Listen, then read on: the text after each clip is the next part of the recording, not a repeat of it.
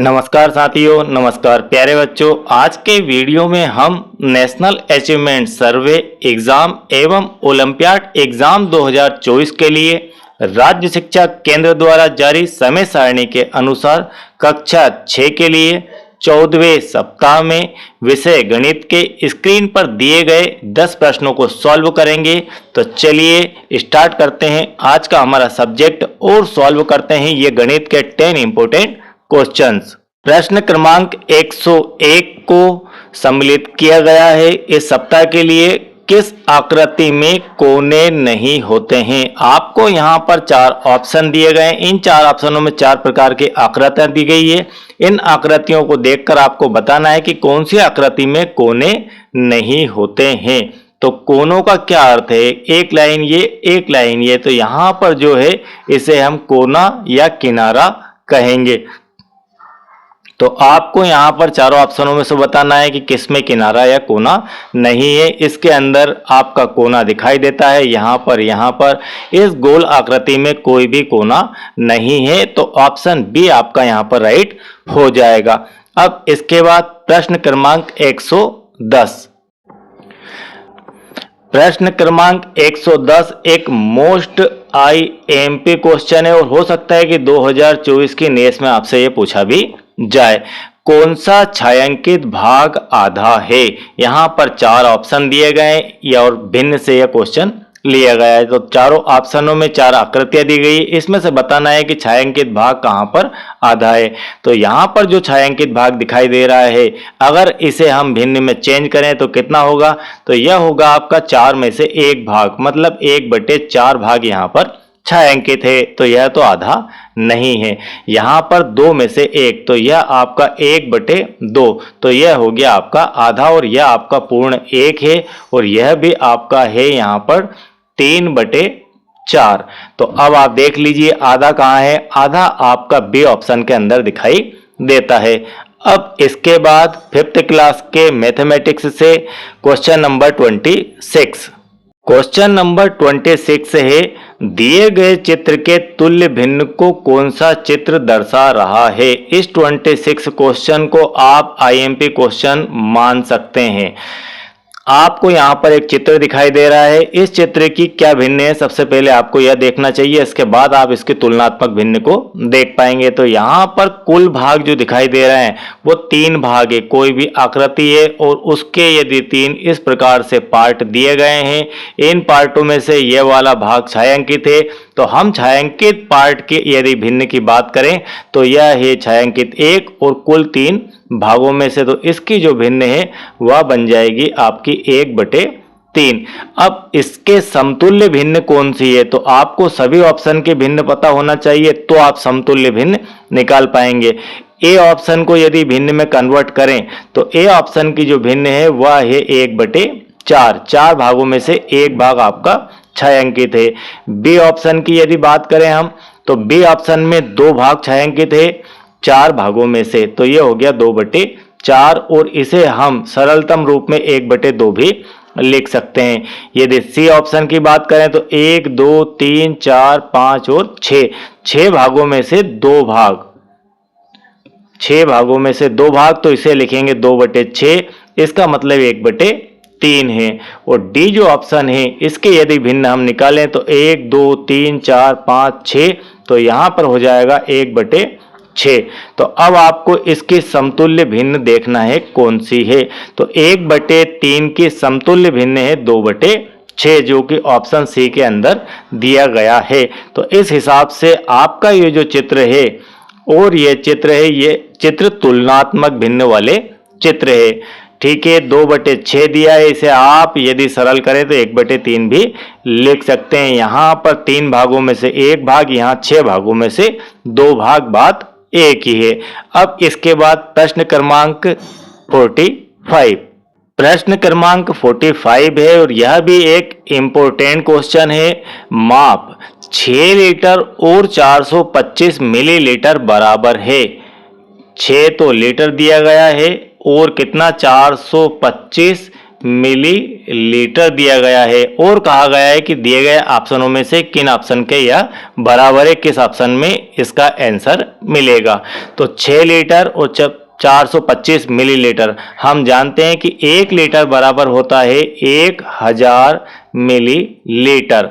तो 1000 millilitre 1 litre के अंदर है, तो यहाँ पर तो लीटर, सभी ऑप्शन आपके काय में दिए गए हैं, लीटर में दिए गए। पहले ऑप्शनों को देखिए, सारे लीटर में दिए गए, मतलब हमें इस मिलीलीटर को लीटर में कन्वर्ट करना होगा। इस हिसाब से 425 मिलीलीटर को यदि आप लीटर में लिखना चाहें तो 0.425 मिलीलीटर आप इसे लिख सकते हैं। जब भी आप लीटर को मिलीलीटर में कन्वर्ट करेंगे तो आप यहाँ पर 1000 का गुणा कर देंगे। आपको यह याद रखना है कि जब भी कोई इकाई को आप लीटर से मिलीलीटर में कन्वर्ट करेंगे तो 1000 का आपको करना है गुणा, और यदि आप मिलीलीटर से किसी इकाई को लीटर में कन्वर्ट करना चाहते हैं तो 1000 का देंगे भाग। तो आपने यहाँ पर 1000 का भाग दे दिया, इसके कारण से आपका 0.425 मिलीलीटर आ गया है।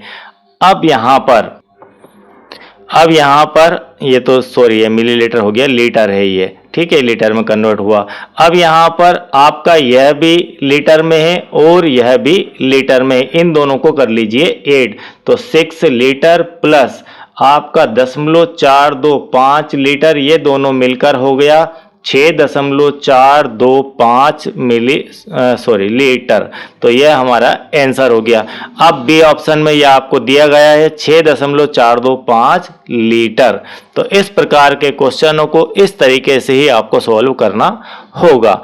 अब क्वेश्चन नंबर 59। क्वेश्चन नंबर 59 है, कुछ आमों का भार 12 किलोग्राम और 800 ग्राम है। तो आपको आम का जो भार दिया गया है, मैंगो का जो भार दिया गया है, वह दिया गया है 12 किलोग्राम एंड 800 ग्राम, इतना दिया गया है। और कुछ सेबों का भार 9 किलोग्राम। तो जो सेब है इसका जो वजन है वह दिया गया है 9 तो किलोग्राम और साथ में 650 ग्राम। इस प्रकार से दोनों के वेट दिए गए हैं। आमों का भार सेब के भार से कितना अधिक है, आपको यह बताना है। तो बड़ी राशि हमारी आम की है, छोटी राशि हमारी सेब की है। तो हम क्या करेंगे, इनका क्या करेंगे, अंतर। ठीक है, अंतर का अर्थ होता है घटाव करना, घटाना। तो यहाँ पर इसमें से इसे घटा दीजिए, तो यहाँ 800 ग्राम में से 650 ग्राम सीधे सीधे घट जाएंगे, तो 150 ग्राम आ गया। और यहाँ पर 12 केजी में से 9 केजी माइनस हुए, तो आपका आ गया 3 किलोग्राम। तो 3 किलोग्राम एंड 150 ग्राम इसका आंसर हो जाएगा। अब देखते हैं 3 किलो 150 ग्राम कहाँ पर है। ऑप्शन ए के अंदर ही दिया गया है 3 किलोग्राम और 150 ग्राम। अब इसके बाद आपका क्वेश्चन नंबर 76। क्वेश्चन नंबर 76 है और यह भी एक आईएमपी क्वेश्चन है। चित्र ए बी रेखा पर आईना रखने पर, यहाँ पर यह चित्र दिया गया है, इसमें ये ए बी एक रेखा दी गई है। इस रेखा के ऊपर यदि आप आईना रखें, आईना से अर्थ है कि आपके मुंह देखने का कांच, उसे रखें, तब बनने वाला जो प्रतिबिंब है वह कैसा होगा। तो यहाँ पर आप जानते हैं कि जब भी आप कांच के सामने जाते हैं तो प्रतिबिंब कैसा बनता है, आप कांच के अंदर दिखाई देते हैं। तो यहाँ अगर आप कांच को रख देंगे तो प्रतिबिंब आपका डी ऑप्शन जैसा दिखाई देगा, अंदर की तरफ आपका प्रतिबिंब दिखाई देगा। जैसे जैसे इस आकृति को आप दूर लेते जाएंगे, आप उस कांच में उतना ही गहराई पर चले जाएंगे। मतलब आप इस तरफ जाएंगे तो आपका मूवमेंट कांच के अंदर इस तरफ दिखाई देगा कि आप कांच के अंदर और गहराई पर जाते जा रहे हैं। यह कांच की एक विशेषता होती है। तो क्वेश्चन नंबर 76 के ऑप्शन डी के बाद क्वेश्चन नंबर 83। क्वेश्चन नंबर 83 जो कि एक मोस्ट आईएमपी क्वेश्चन है और भिन्न आधारित प्रश्न है। भिन्न आधारित प्रश्न आपको 2 से 3 जरूर पूछे जाएंगे। एक दर्शनीय स्थल में 100 सीढ़ियां हैं। मान लीजिए कोई दार्शनिक स्थल है, उसके अंदर 100 सीढ़ियां हैं। मीनू 60वीं सीढ़ी तक पहुंच गई। वह 60 सीढ़ियों तक कंप्लीट सफर कर चुकी है। वह अब तक कितनी भाग सीढ़ियां चढ़ चुकी है। यह जो क्वेश्चन है यह भाग पर आधारित है, यह जो क्वेश्चन है यह भिन्न पर आधारित है। तो कितनी सीढ़ियां चढ़ चुकी है, तो जो सीढ़ियों की संख्या है जिसे उसने चढ़ा है वह है 60। कुल वह 60 सीढ़ियों तक पहुंच चुकी है, 60 सीढ़ियां कंप्लीट कर चुकी है। तो अब कुल सीढ़ियों की जो संख्या है वह है 100। तो कुल संख्या कितनी है, वह है 100। उसमें से 60 सीढ़ी उसने कंप्लीट कर ली है। तो इसका आपको निकालना है भिन्न, बनाना है भिन्न। तो भिन्न किस प्रकार से बनाया जाता है, यहां पर 60 और यहां पर कुल सीढ़ियों की संख्या 100, 0 से 0 कट गया तो यहां पर 6/10। इसे और सिंप्लीफाई करें तो 3 से ये 2 बार, सॉरी 2 से ये 3 बार और 2 से ये 5 बार। तो यह हो गया आपका 3/5। तो आपका आंसर से यहां पर राइट हो जाएगा। अब इसके बाद 6th क्लास से क्वेश्चन नंबर 85। क्वेश्चन नंबर 85 है 0.16। क्या क्या संख्याएं दी गई है, 0.16 दिया गया है, उसके बाद 1.06 दिया गया है, 1.06 दिया गया है, उसके बाद 1.69 दिया गया है। में सबसे बड़ी संख्या है। आपको इन तीनों दी गई संख्याओं में से सबसे बड़ी संख्या छांटना है। तो सबसे बड़ी संख्या का एक सिंपल सा तरीका होता है कि शुरुआत में जो संख्या बड़ी हो, बड़े नंबर से स्टार्ट हो रही हो, वह बड़ी है। यदि उनके अंक बराबर बराबर हो तो यहाँ पर मान लीजिए कि दशमलव के बाद यहाँ 2 अंक, यहाँ 2 अंक और यहाँ 2 अंक, ठीक है। तो हम पहले अंक का मिलान कर लेंगे। तो आपके पास इन दोनों में 1 आ रहा है। 1 आने के बाद अब आगे बढ़ते हैं तो यहाँ पर अंक 6 है, यहाँ पर 0 है। तो यह आपका बड़ा नंबर हो जाएगा। तो 1.69 आपकी बड़ी संख्या हो जाएगी। ऑप्शन सी के अंदर यह दिया गया है। अब इसके बाद क्वेश्चन नंबर 91। क्वेश्चन नंबर 91 है 0.75 धन 9.425 धन 20.09 का आपको करना है योगफल। किस किस का करना है, 0.75। आप इसका योग कैसे करेंगे, तो दशमलव की संख्याओं का योग करने का तरीका होता है कि दशमलव के नीचे आपको दशमलव को लिखते जाना है और संख्याओं को भी ऐसा का ऐसा लिखते जाना है। तो यहाँ पर दशमलव के बाद यहाँ पर 4, 2, 5 आ रहा है और यहाँ पर आगे की तरफ आपका 9 है। और यहाँ पर तीसरी संख्या लिखें तो दशमलव के नीचे दशमलव और यहाँ पर आएगा आपका 20 और यहाँ पर 0 और 9। इस प्रकार से यह लिखा जाएगा। और जो खाली जगह है उनमें आप 0 फिल कर सकते हैं। तो यहाँ पर आपने 0 0 फिल कर लिया तो एक जैसा ये सारे नंबर काउंटिंग में हो गए। अब आप इनको कर देंगे ऐड। तो यहाँ पर 5 का 5 आ जाएगा, यहाँ पर 5 और 2 7 और 9 आपके 16 की 6 आ जाएगी। यहाँ पर हासिल का 1 है और 7 4 11 और 1 12 और यहाँ दशमलव के नीचे दशमलव आ जाएगा और आपका यहाँ पर कैरी यहाँ से 1, 9 और 1 हो गया आपका यहाँ पर 10, 2 और 1 यहाँ पर हो गया 3। तो फाइनली आंसर आ जाएगा 30.265। ये कहाँ पर दिया गया है, ऑप्शन बी के अंदर यह दिया गया है और ऑप्शन बी आपका यहाँ पर राइट हो जाएगा। अब इसके बाद आज के पार्ट का last question number 107। Question number 107 है एक मेज की ऊपरी सतह की विमाएं, विमाओं से अर्थ है कि लंबाई चौड़ाई की बात, यहाँ पर भुजाओं की बात की जा रही है। तो भुजाएं 2 मीटर 50 सेंटीमीटर और 1 मीटर 25 सेंटीमीटर है।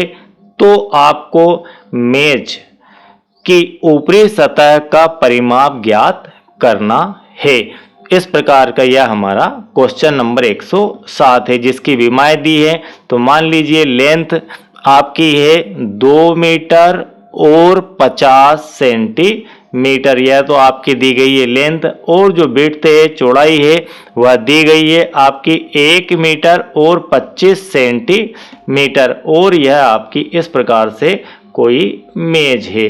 तो यह आपकी हो गई 2 मीटर 50 सेंटीमीटर और यह है 1 मीटर और 25 सेंटीमीटर। इस प्रकार से अब आपको ज्ञात करना है परिमाप। परिमाप का क्या अर्थ होता है? परिमाप का अर्थ होता है बाहर बाहर की माप।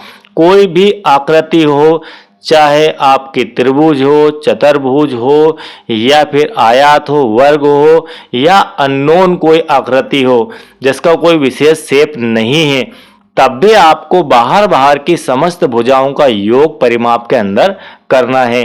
तो बाहर बाहर की भुजाओं का योग, तो बाहर बाहर की भुजाएं 2 मीटर 50 सेंटीमीटर प्लस आपने यहां से स्टार्ट किया तो आप यहां पर आ गए, और इसके बाद यहां से यहां पर आए तो 1 मीटर 25 सेंटीमीटर प्लस अगेन यहां से स्टार्ट हुए तो यहां पर, यहां से यहां इसकी लंबाई आपस में बराबर है और चौड़ाई आपस में बराबर है। तो 2 metre and 50 centimetre plus 1 metre और 25 सेंटीमीटर। अब इन सभी को आप कर दीजिए जोड़।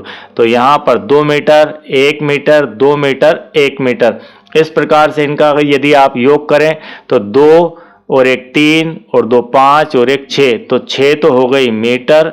और सेंटीमीटर में क्या क्या है? 50 सेंटीमीटर, 25 सेंटीमीटर, फिर 50, तो 50 और 50 100 सेंटीमीटर, और यहाँ पर 25 25 50, तो ये हो गए आपके 150 सेंटीमीटर। अब आप देखिए इसमें आंसर क्या क्या दिए गए हैं, तो हम आंसर के आधार पर आगे बढ़ेंगे। आंसर हमें दिए गए हैं सारे के सारे मीटर में। इसका अर्थ है कि आपको इस 150 सेंटीमीटर को मीटर में कन्वर्ट करना होगा।